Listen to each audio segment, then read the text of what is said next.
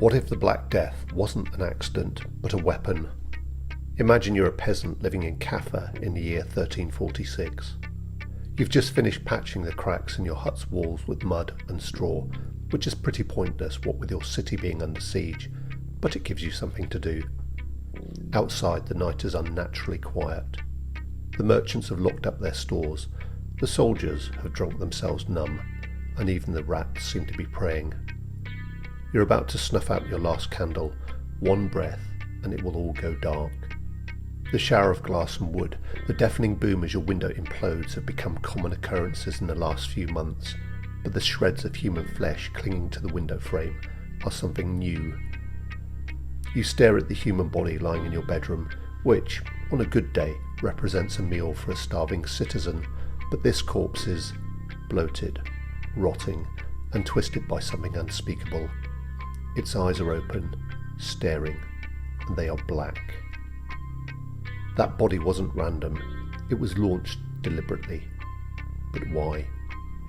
The year is 1346, and the Mongol army, furious over a trade dispute turned violent, is laying siege to the Genoese-held city of Caffa on the Crimean Coast. For months, arrows and stones have rained down on the city walls, but then something changed. The Mongol camps grew quiet. Fires went untended. Tents sagged in on themselves. The plague had come for the besiegers. What began as fever and swelling soon became something more terrifying. Bleeding from the eyes, pustules the size of fists, bodies collapsing in days. And instead of retreating, the Mongols came up with a cunning plan that would shatter faith and change the world. They catapulted the corpses of their dead, infected with what we now believe was Yersinia pestis, the Black Death, over the walls of Caffa. This rotting, disease-ridden flesh became a weapon. Terrified merchants fled the city by ship, believing they had escaped. But they carried death in their blood, in their breath, and on the backs of the rats aboard their ships.